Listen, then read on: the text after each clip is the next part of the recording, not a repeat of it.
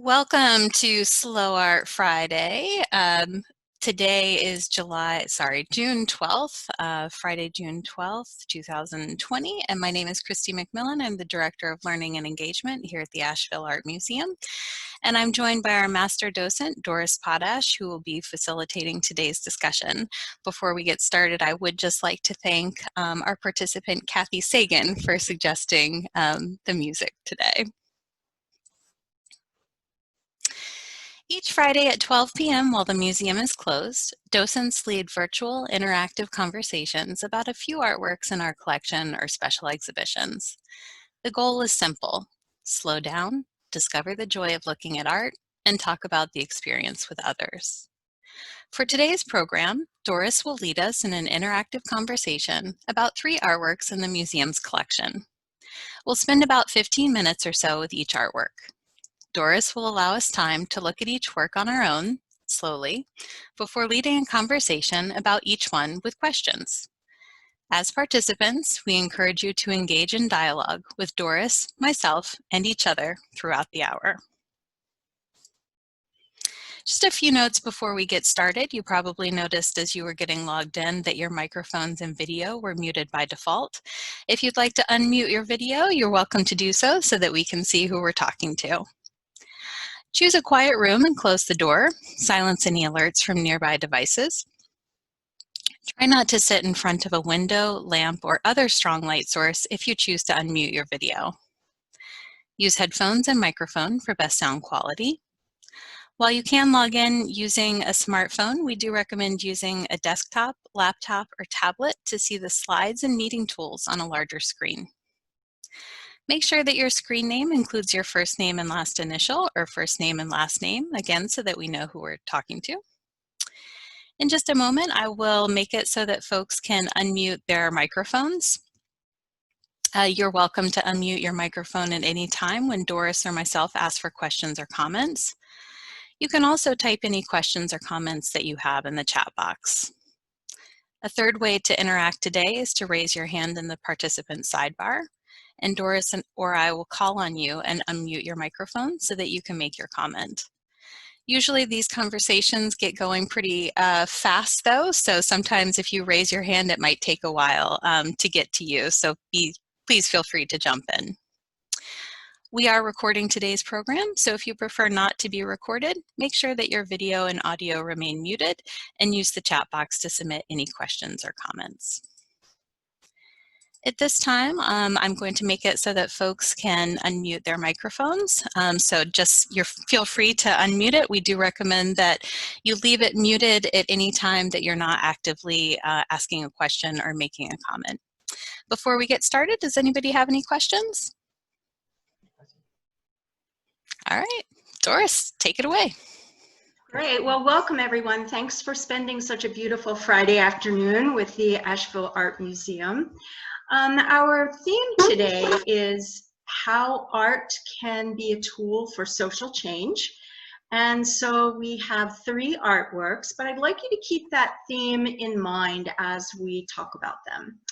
And so Christy, if we could have the first one, please. All right.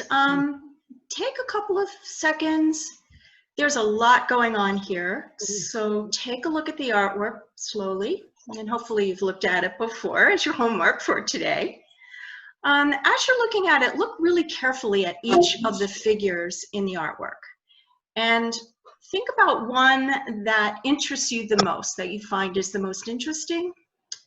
And think about the facial expression and body language of that figure and the emotion that it conveys. We'll give you a couple seconds to look, and then we'll just start jumping in.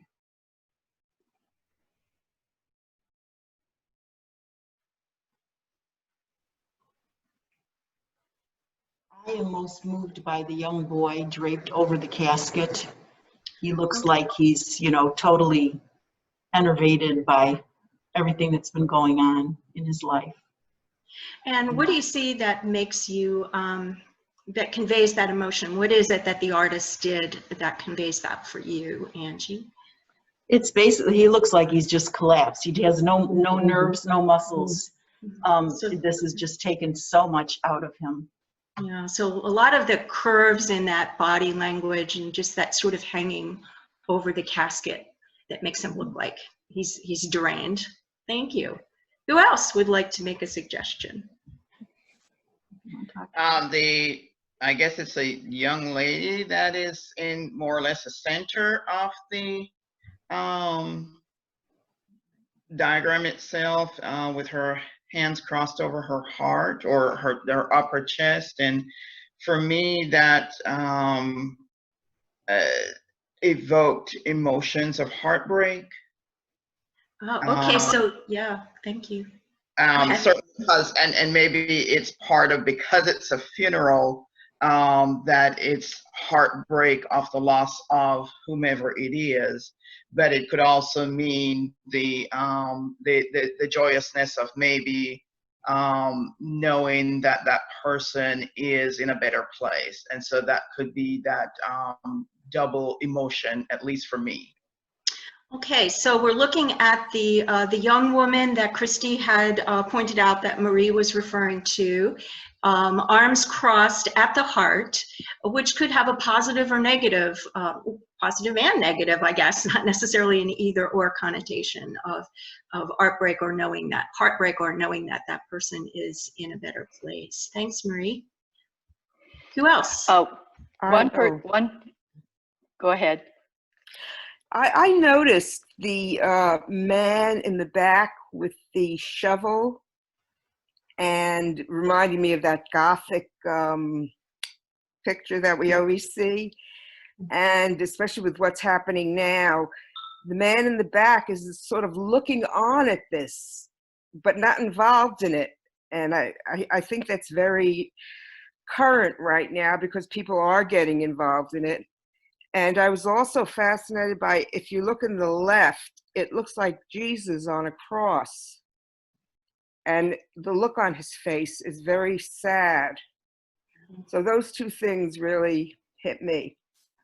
Okay, so we're looking at either end of the painting, the one figure on the extreme right with the shovel, looking sort of like that Grant Wood painting, the American Gothic.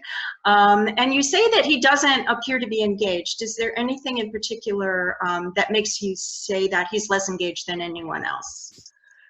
Well, I guess he's standing back, and I can't get close enough to see where his eyes are focused, but it's sort of, from where I see it, they're looking toward one side and not at the people in the artwork. Okay, so his eyes are pointing left. You can really only, I think, see one eye, his eye to the right. And they appear to be looking toward the left, and he is standing in the background, sort of like, from what you're saying, kind of away from the rest of the group. And then you also notice the Christ figure again on the almost extreme right, with a sad facial expression. Yes. Thank you. So one comment that I would say about the white fella in the back, again, he's the only white person, but he's a grave digger, or possibly that was his role with the shovel. And has been certainly the history of the whites that we are the grave diggers for the blacks, which is obviously being addressed very nicely through the protests finally. And hopefully it will continue to improve in terms of the white, having better understanding of the black situation and not being the grave digger.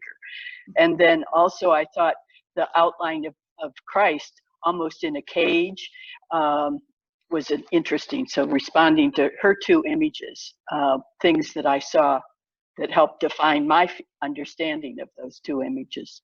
Okay, and Judy points out in the chat that the Jesus figure is also white, which is interesting as well, that on both sides of that painting, white people are depicted. And Kathy, if I'm understanding you correctly, when you talk about the white grave digger who's digging graves for the Black characters, did you mean when you were saying that that's kind of what's happening, or you mean symbolically, not necessarily literally, that whites are digging graves? Or did you mean literally? Literally as well. The shootings, that's certainly digging someone's grave. Yeah. That's the knee to the neck. That's digging a black person's by a white. And I guess that's what I meant by symbolically. I wasn't sure whether you meant that people that it was typically a profession historically, or whether this was symbolically. Yeah. Well, it does have the look of a profession as well, which is even worse. For sure. And you also pointed out that this was the, or someone did, I can't remember this, you or the person before you, who pointed out that this was the only white character, other than perhaps the white Jesus, in this painting. And I think we've talked around it, but I think that it sounds like from the conversation that we realize that this is a funeral. So what are some of the other characters that you notice that are interesting? Hi, Doris. I'm touched by the, I'm going to call her mom because I'm a mom. The lady almost in the center of the painting in the yellowish orange dress. And I'm paused by her hands over her eyes. And for me, that communicates such an extreme disheartening that, to not be able to see it, I can't bear it, I can't stand it. And I can feel her compassion for the moment, and both what she's experiencing now and has been to come to that point. Yeah, thank you. So, what I'm hearing is that this this figure, even though you can't see the facial expression, from the body language and the hands over the face, is such a depth of grief, or certainly a depth of emotion. And I thought it was interesting too that you said that you're interpreting this as a mother because you're a mother. And I think it's interesting that we do bring our own sort of life experiences or our own role when we look at art, and that really influences our interpretation. Influences, or some would say, biases, in a meaning bias in a neutral way, not necessarily a negative way. Right. And the younger people, I think my second interpretation of that is the younger, the girls in the coffin appear to be younger than most of the other people in the painting, except for some of the, as someone mentioned, the young man who's draped around the coffin, and some of the others. Yeah, so this is a funeral of children, 3 young girls, 3 young children. One question I have, and I did a little research and I couldn't find anything, maybe someone knows, is there any symbolism to the hand positions? Because notice that the hand positions of those 3 girls are different. And Marie already interpreted, gave her interpretation of the girl on the right in the coffin, with her hands around her heart. But the hand positions of the other 2 girls are different. And I wasn't sure that there was I was looking for some religious symbolism of hands in death.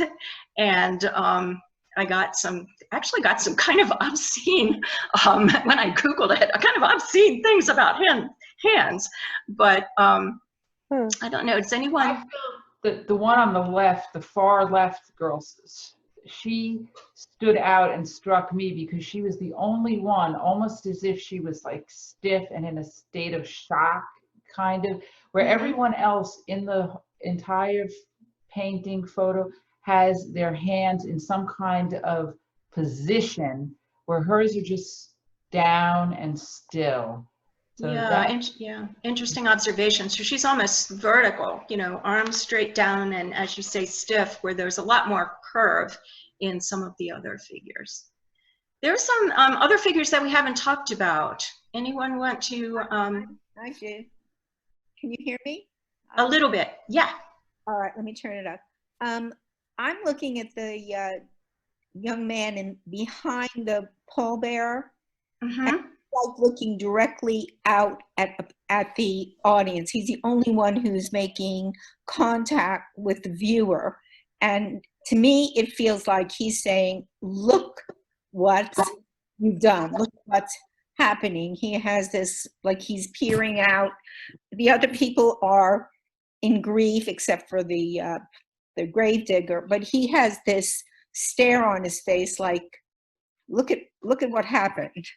Yeah, so an accusatory stare to us, the viewer. Maybe accusatory, but just look what's happened. Look, Okay, gotcha. Yeah. Not necessarily being vindictive of anyone, but look at this carnage, look at this loss, look at this grief.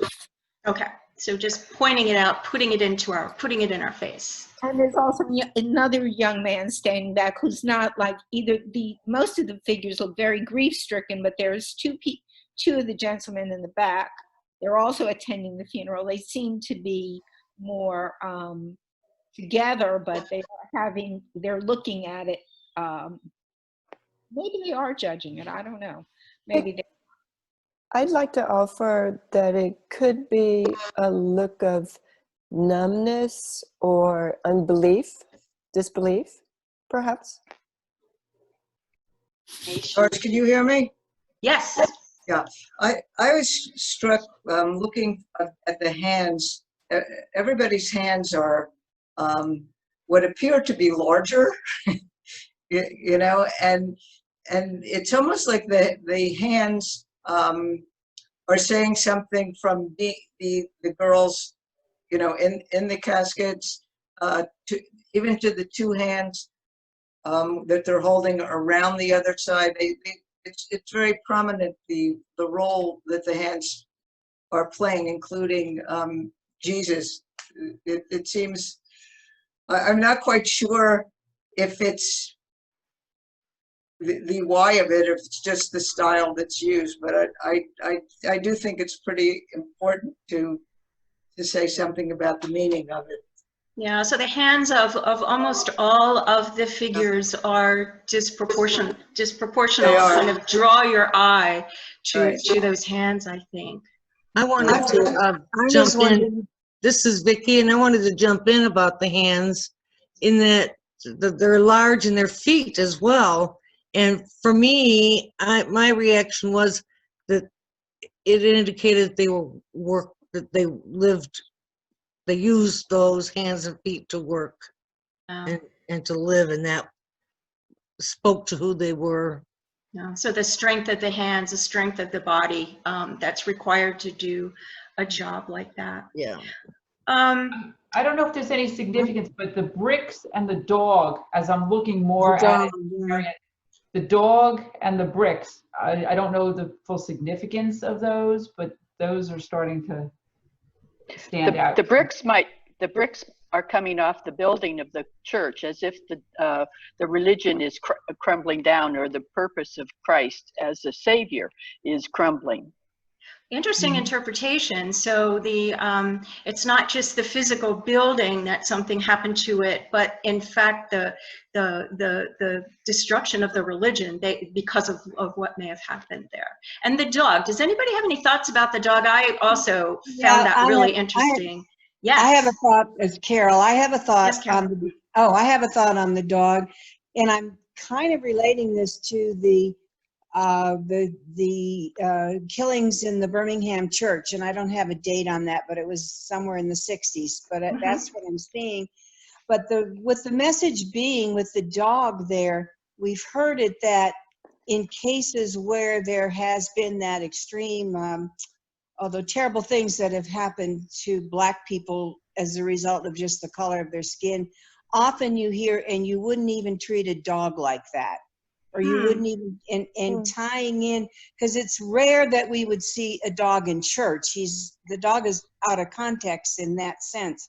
But is he reminding us that we wouldn't treat a dog like that? Because there he is, but the caskets are their testimonial to how those three or four young girls. And the only other thought on the hands is it just depicting different ways to either resist or different forms of treatment. Yeah, that I can't tell. But that dog just really, it just seems out of context unless we make it fit into what I had just mentioned before. Yeah, it does seem kind of interesting that it's there. And from everything that I've learned as a docent, artists don't put things in paintings just kind of randomly. So Yeah. but it's just really interesting to me that it's there. As someone mentioned, Birmingham, this is in fact, the title is the 16th Street Baptist Church. The artist is Max Stanley, and it was painted in 1964. And there was a bombing that occurred in that church. You probably will recall, not necessarily recall this, although many of us were alive in 1964, but you may recall certainly hearing about it. 4 little girls were killed. The youngest was 11 and the other 3 were 14 years of age. So they were young girls. They were getting ready for a youth choir presentation. They were in the basement of the church. 22 other people were also injured.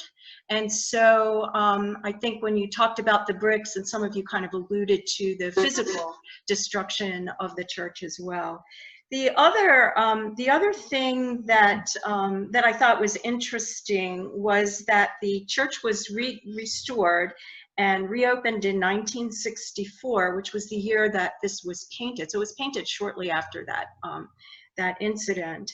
And the stained glass windows, the window that replaced the remnants of that window that you can see in the upper left was actually then depicted a black Jesus. And that window was donated by the citizens of Wales. I thought that, the new one, I thought that was really poignant. And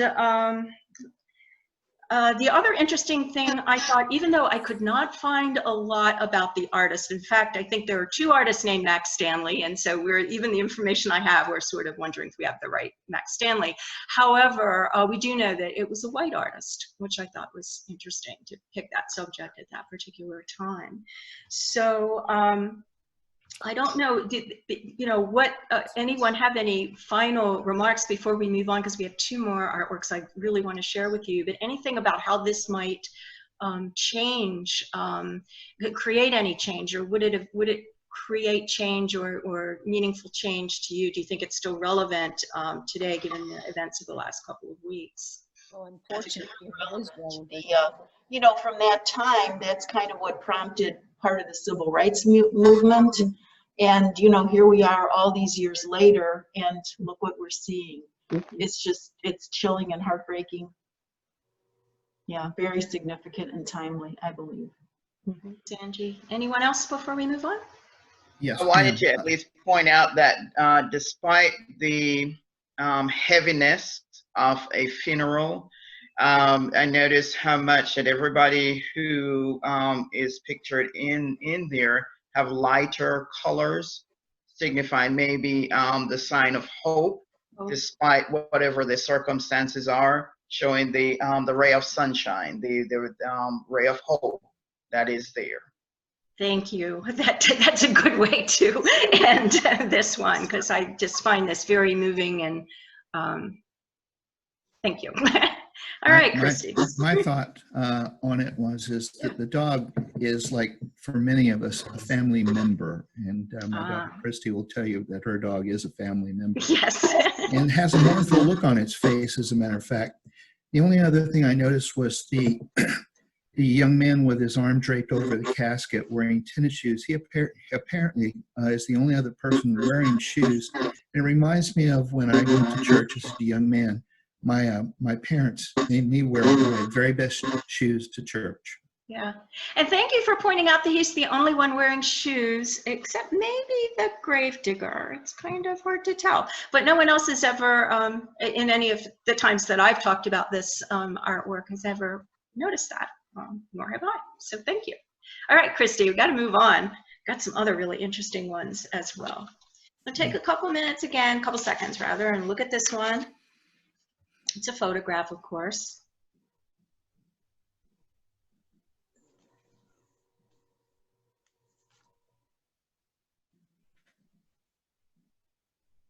So what's going on here?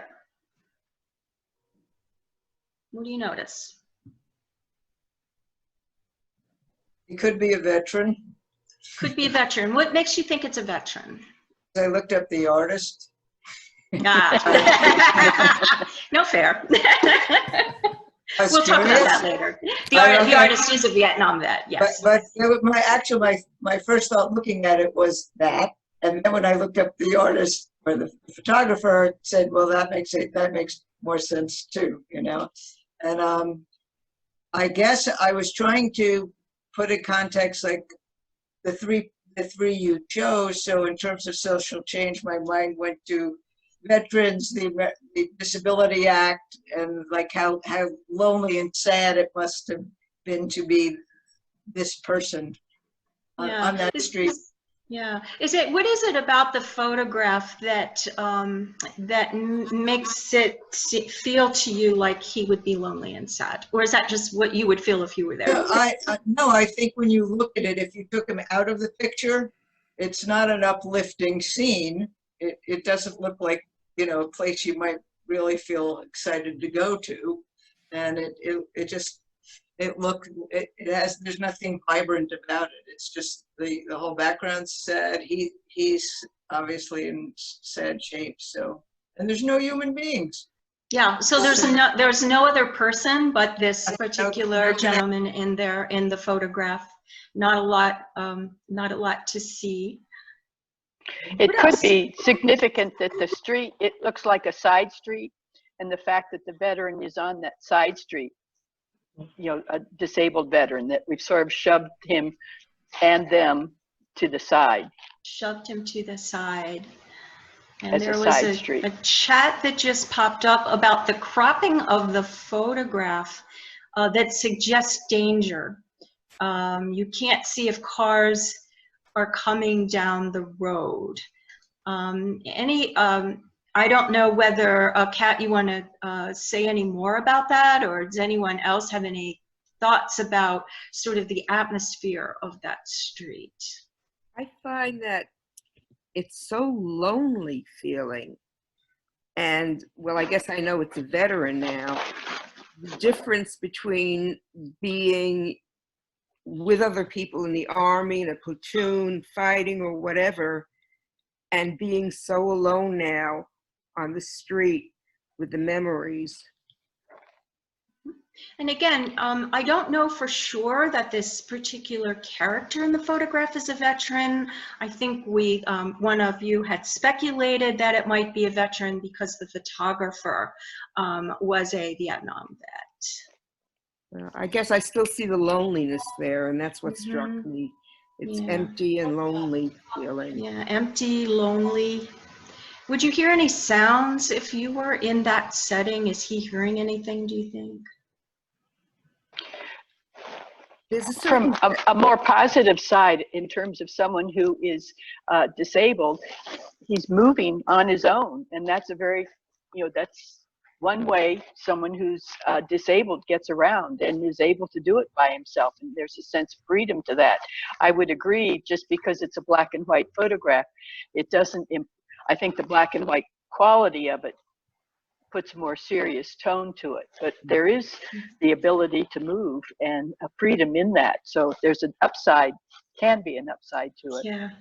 I like the way today that we're trying to find some positive things in all of these photographs, and yeah, so he at least can move, even though it looks like maybe because of his legs he can't walk, but he can get places. I see a sense of determination. It's sort of like as if he's come down the entire block, like a sense of determination to make it from one place to another, and I can feel that in the arms and the face and the legs. Yeah, yeah. So looking at the expression on his face and that the body language and the physical looking like he's pushing, that it gives you that feeling that he's very determined. There's a lot of, somebody says it looks like he's going downhill at least. I'm looking at these chats. I want to try to catch up with them. So there's some interesting comments. Lee pointed out that she gets that sense of isolation. Henry, it says fire escape, exclamation point. He's moving fast, he's concentrating, like he's trying to get away from something. And so, yeah. Doris, there was another one that I wanted to point out. Micah Jean had said that he has to use the street because there's not any sidewalks for him to use. Very, very. This must be Asheville. Back alley. Doris, yeah. you can't hear Bert, right? I cannot hear Bert. I can hear you, Barbara. Right, because say what I said. Bert said he thought it was a back alley too. A dark alley. So does that sort of imply a sense of danger to you, Bert or Barbara? Yeah. No, he's relegated to the back alley. So relegated to the back alley. Yeah. He's not even on a street. He's not in. Yeah. So he's not integrated with the rest of us. And Doris, you asked yes. Sound. Say that again, Kathy. You asked about sound. About the sound. What would you hear if you were there? Well, what I would hear is I'd hear a little bit from him, perhaps the sound of his wheels, because it's probably not state of the art since he's challenged. So perhaps a little of him, but I would imagine city sounds, cars, buses, trucks, maybe even jackhammers. I don't hear birds and a lot of nature sounds. Yeah, so this is kind of a back alley, as some of you had pointed out, but surrounded by some active city sounds, and in addition to the sound that he might be making. Thank you, Kathy. I think the title is interesting. The title is Sometimes You Get Life Without Parole. What do you think the artist is trying to tell us, the photographer is trying to say with this photograph? The prisoner in his chair. Oh, sorry. Can you say that again? Kind of cut out.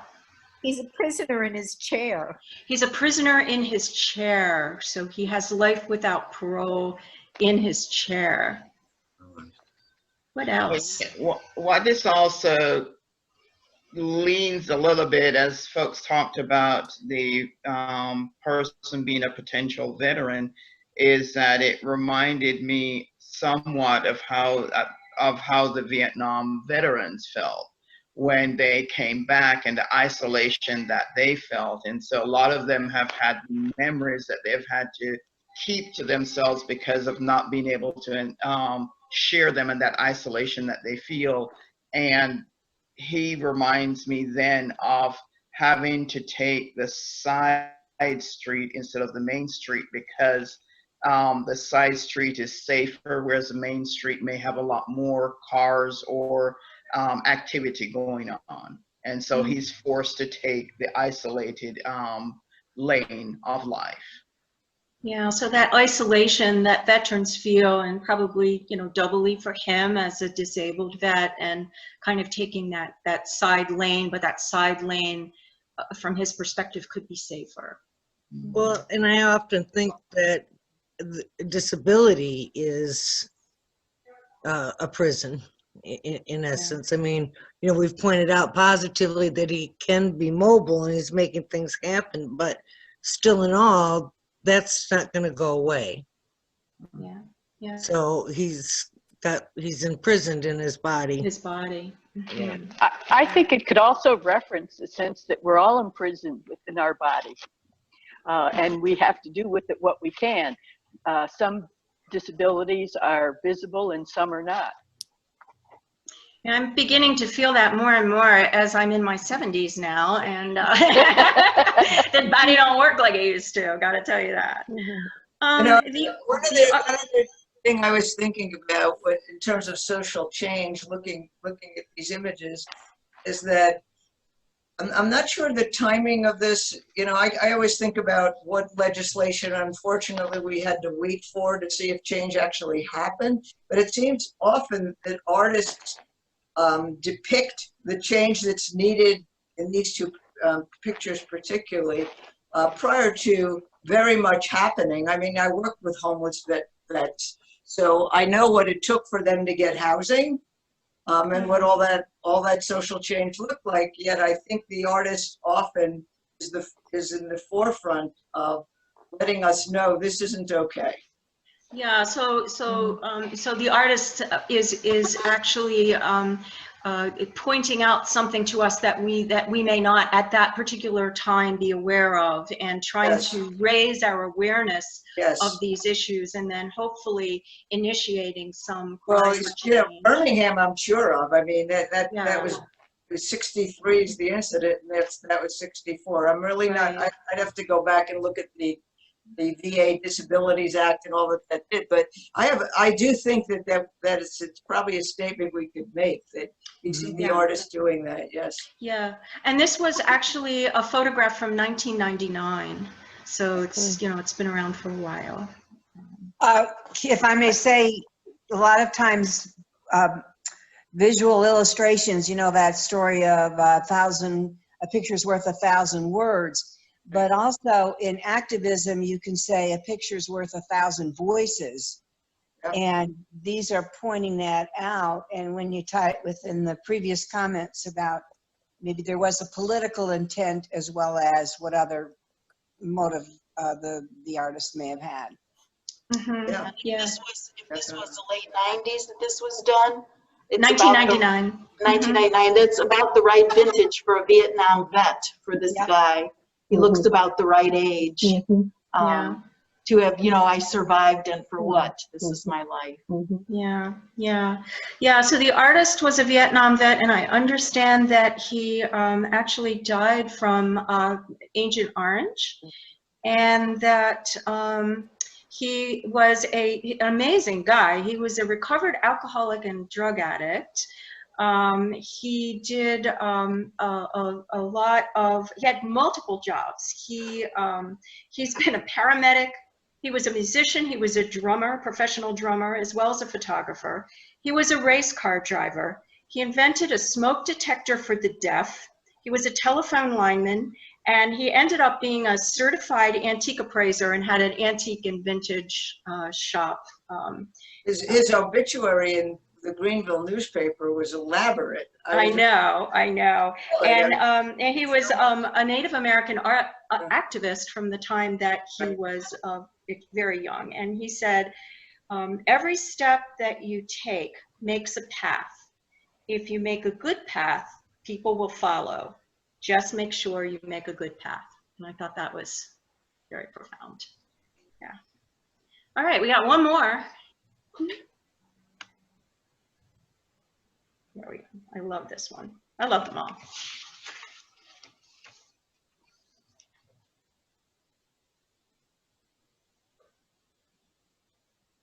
I do want to say, as we're looking at this one, this was the highest resolution image that I could find. I know it might not be as crisp as the other two, but it's as good as I could get.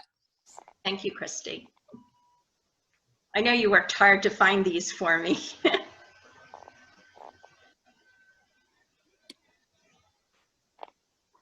So what's going on here?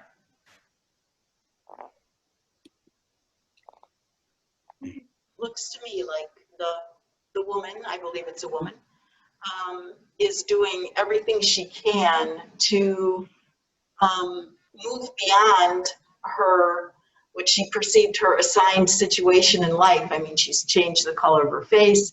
She's wrapped herself in a white gauzy thing. And I see her basically trying to throw off whatever it is that was keeping her from spreading her wings. Basically, that's what it looks like, and becoming more. Okay, so seeing this as someone who's going through a metamorphosis and trying to change herself. Exactly. Thank you. Yeah. So I thought that had to do with the women's movement, and that women can still be anything if they try to be that, not this is what I am and that's how I need to be seen. Yeah, so building on what was just said, that you can take this on yourself to make some change to be what you want to be.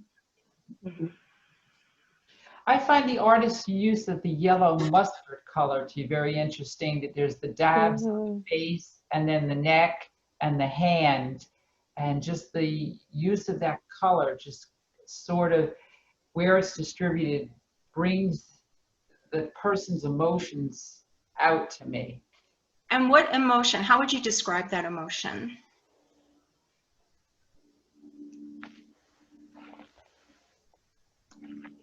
It's difficult. I see pain and distress as well as a reaching for something.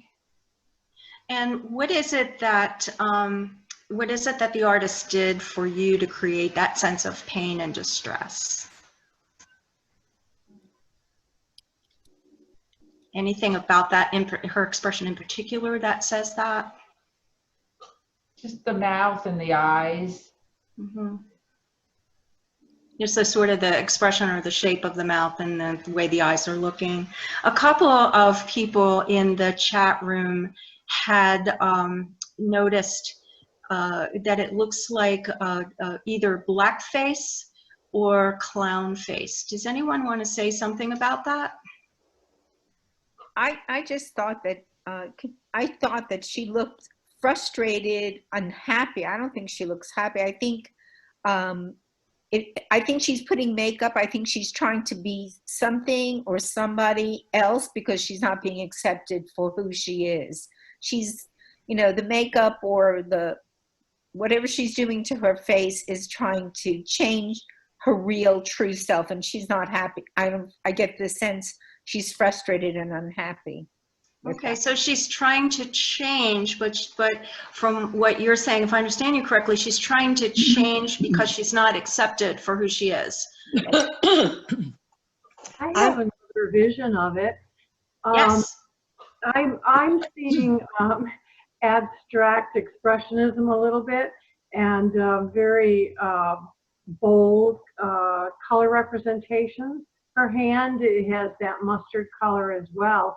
So in my mind, I can see that just as a nice light source shining on her face, and perhaps they're glasses with a reflection. And okay. There's a strength to her mouth as well. I don't find it to be completely sad. It seems resilient and strong to me.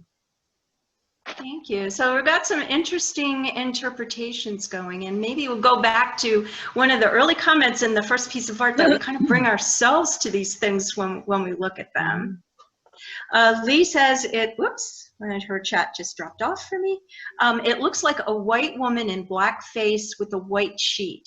She finds it very confusing and disturbing. Yes, Carol, I see your hand raised there. I would just wonder, it also looks like this picture of this woman is wearing a wig, and to me, and I'm wondering if it's a white person in blackface, and when you look at the glasses with the eyes, trying though to see how the black person would see the white world. In other words, trying to look at it from the black person's way to see what's behind the white world or the white viewpoint. Yeah. Or to try to interpret that. Or is it the white person trying to see the world in, I'll just use the word maybe less than sympathy, but empathetically, trying to empathize with what the black person would see of the white world. Yeah, so someone who is maybe transforming herself into a different race to see what it would feel like and maybe how you would be treated in that way. I see it as a performer on stage with a very poor background. Not so much, she's not lifting the sheet, but and she's giving a performance. And I agree that I don't believe that it's a woman at all. She has very strong masculine features in her face. Could be wearing a wig. And it looks like she's performing. That's my interpretation. Okay, so it could be a performance, and instead of holding that material, that white material, that could be part of a stage set or a curtain or something, and that from your perspective, it might not even be a woman. The features are very strong, and it could be someone who's perhaps dressed as a woman, but not a woman.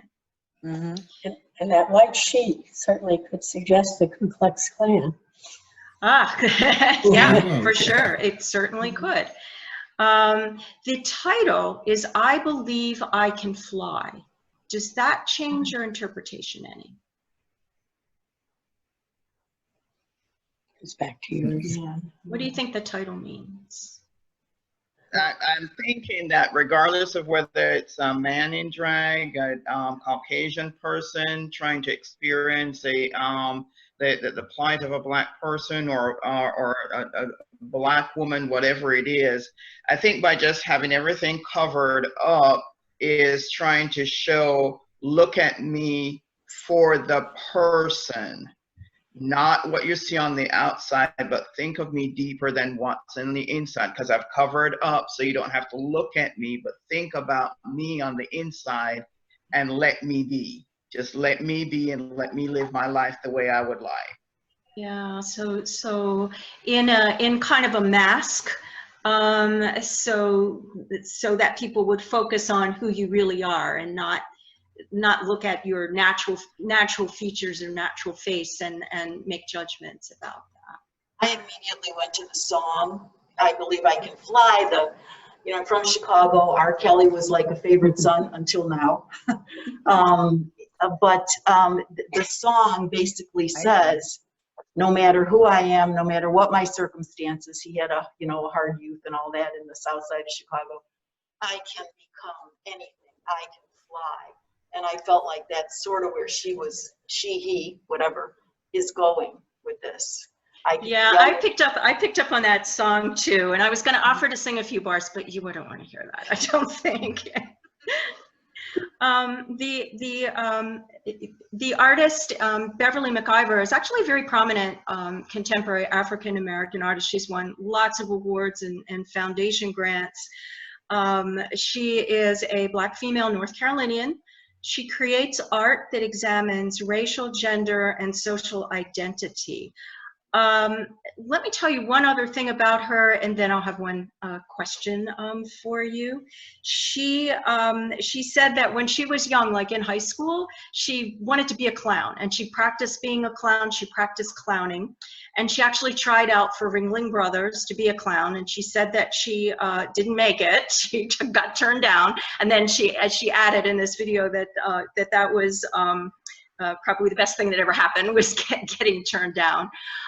She did do clowning though, as just for fun when she was in high school, and she originally wore the traditional clowning costume of white face and the paint that you would typically see, but she realized at some point that you never saw Black clowns, and so she decided that she was going to be a Black clown. So she painted her face blacker and dressed as a clown. The other I think really interesting thing is that she is responsible for, or had been responsible for, her older sister who was profoundly disabled. When her mother died, she promised her mother that she would take care of Renee, and there is actually an HBO film that you could probably find online about her taking care of her sister, and that was an Emmy Award winning or Emmy nominated film.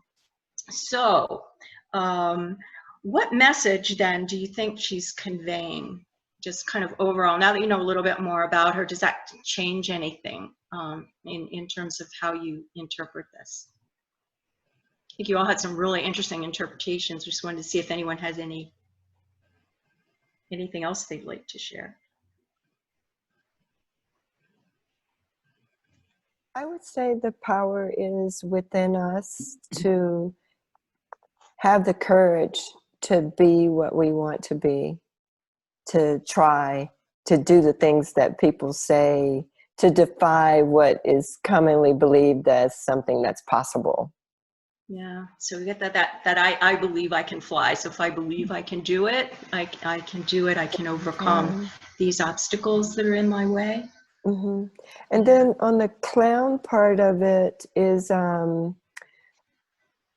know, I think sometimes we might have perceptions about what it means to be a clown. And she seems to be saying in that sort of, I don't care what you think about it. This is what I want. And this is what meant something to me. And therefore it's valuable and it's important.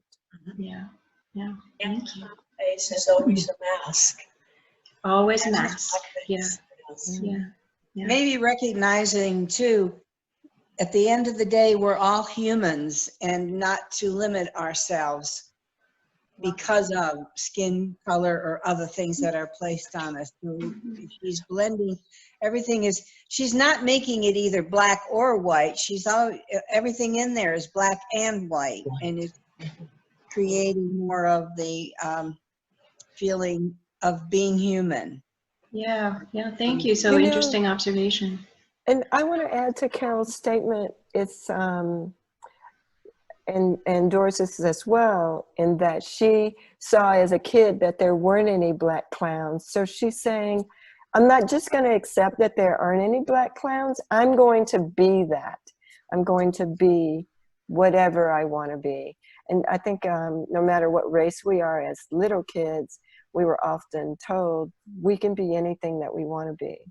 And she's living that, even if it's just for a moment, or even if it's through a portrait. Thank you. So when we talk about art as a vehicle or a tool for social change, she's done that through her own ability or working to be what she wants to be and create that change for herself. When I first looked at it, I saw the dress as just being black and white. And just as time has gone and we're looking and talking, I see colors in the dress. I see green and blue and yellow and red and brown. And yeah. Yeah, there are colors, and unfortunately, sometimes this is why we really need to get back to the museum, because when you look at these paintings in person, you get to see the colors in a much different way. You get to see the textures, which you really can't see, sadly, in this. But yeah, if you really look at it, depending on your screen and what your resolution is that you're getting with this reproduction, you will see some color in those sort of flower shapes in her dress. That sleeve is gray which would suggest a blend too. That's interesting. Yeah. And Kathy says the exuberance of the sentiment is well exemplified by her lifting the fabric to fly with wings, like a butterfly flying with wings. Micah says Black women empowerment. So I think, that seems to be something that I'm hearing as a conclusion from things that you've all said about this particular artwork. I just love this one, and I'm hoping that we'll get to see it again. It was up a few years ago. Some of you may have seen it in a political exhibition before the museum closed for renovation a few years ago. Christy, do we have that poll? Just a little poll for you. We do. I'm going to have a little poll for you if you'd like to click. Can art change society? What do you think? You can just click on your... You go ahead. What do you want to say? Can art change society? I think so. I'm not sure. So the idea is you click on what you want, and then we'll get everybody's everybody's answers, and Christy will give us the summary, the poll results. Look at the beautiful. And you should have clicked. Doris, may I say something while we're waiting on the poll? Sure. I think it's interesting, particularly on. Can you guys unmute so we can hear Terry? Thank you. I think it's interesting, particularly on this last portrait, how our interpretation is different after hearing the artist's title, background, and meaning. because in some cases, I think we were less optimistic initially at observing the portrait than we were after you shared some background and the title and so forth. So it's interesting, as you said in my earlier comment, what we bring to what we're seeing, what we bring to the party. Yes, for sure. Yeah. Would you have liked me to give that information out in the beginning, Terry, or did you like to think about it for a while? I like to think about it because I always want to know. I walk up at a piece in a museum and I look at it and I make some assumptions about it, and then I go read, and then I back up and look at it again. I like just the way you did it. It's just an observation that I had within myself. Yeah, it's interesting, I think, sometimes to your point that when we give a lot of information up front in a tour, which I know Christy doesn't like us to do, and I don't do that, that it does kind of steer the conversation and it doesn't let people see what it means to them. And sometimes it's really important what you get out of it. It really, once the artist puts it out there to the public, it's ours to decide what it means. But sometimes knowing a little, for me, knowing a little bit at some point gives me a different perspective. Sometimes it's like, okay. Not to say that, other interpretations are wrong, because it's what you see and what it means to you and what you take away. Thank you. All right. Do we have the results of the poll, Christy? Okay. Nobody doesn't think art can make change, social change. And so most people think absolutely, or at least in some small ways. So I have a feeling, though, that those of you who decided to join in on this particular tour probably already had that bias about art can generate social change. So I'm kind of not surprised at that response, but I just thought it was interesting to see. Well, you have to hope for that, because if you look at the institutions that could make the change, you might as well stare at the artists, Yeah. They make a better shot there. So Yeah. that's how I'm looking at it. That's where we should be helpful. Yeah, and it's interesting. Maybe the other will follow. I think it's interesting that, at least for me, even though these artworks were not really recent, I mean, they're, in my lifetime, but it's not like they were painted or drawn or photographed yesterday, that they still, I would imagine, have relevance today, because we were still able to generate some conversation about them. And so even though these artists were probably, in the forefront of interpreting what's going on in society at that time, that I guess on the positive side, that it's still relevant today, that it still gives us things to think about. I guess on the other side, as a couple of you pointed out, that things haven't changed all that much, but it is interesting. If I may, I just wanted to add, if any of you have a chance to drive around downtown Asheville right now, the artwork that's going up on the boarded up businesses is phenomenal. I drove around and took pictures trying to document. But if you can drive around the heart of downtown Asheville, there is phenomenal protest art up right now in our city. That's great. Christy, do you know if anyone is capturing that formally from an art? I know some people are doing it for historical purposes, but is anyone doing it for art purposes, as far as you know, to capture it as protest art? Yeah, so, and Whitney, feel free to jump in here. We've been part of the conversation of what to do in the long term with some of those murals. We are going to have a member program on July 8th, although, you're in the know, it hasn't been announced yet, where we're going to interview one of the business owners and artists that they commissioned to paint a mural on their storefront and talk about that process and how it worked and how it fits into that particular artist's larger body of social justice art.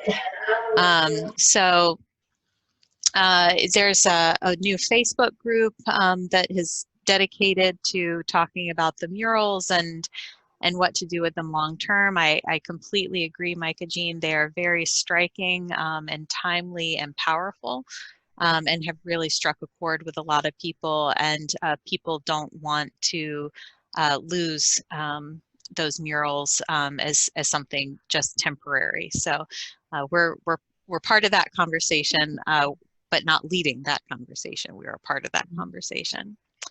I'd like to thank everyone for joining in today. We've gone just a couple minutes over, but that is not at all surprising. We often do. We get such a good momentum talking about our artworks that we often lose track of time. Doris, as usual, thank you so much for offering this topic. Originally, Doris was going to do a different topic, which she will do next month, but felt that it was important for us to think about art as a tool for social change, given the situation in our country right now. So thank you, Doris, for being able to do that on such short notice. I appreciate it. Thanks, and thanks everyone for the great conversation, and thank you, Christy, for all the work you did to get those artworks up. Absolutely. Next week on Friday, June the 9th, our touring docent Michelle Dorff is going to lead a conversation on 3 works in our collection by self-taught artists. So if you would like to join that conversation, just send me a quick email and I will get you on the list. As always, thank you for signing in today and for your participation. Always, Doris, I think you'll agree, every time we have a conversation about works in our collection, we learn something new, and that's due in no small part to everybody's different thoughts and life experiences that you bring to the conversation. So thank you for your participation and candor today. I hope you have a good weekend, and we'll look forward to seeing you next week. Thank you. Bye, everybody. Bye. Thank you. Bye. Bye.